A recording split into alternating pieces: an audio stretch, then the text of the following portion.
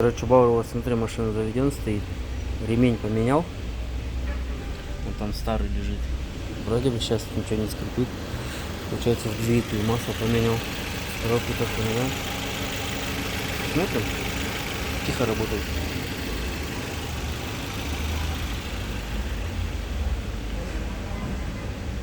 Сейчас он заведенный постоит минут 15-20. Потом все это масло сольем, которое новое залили. И новое еще раз зальем.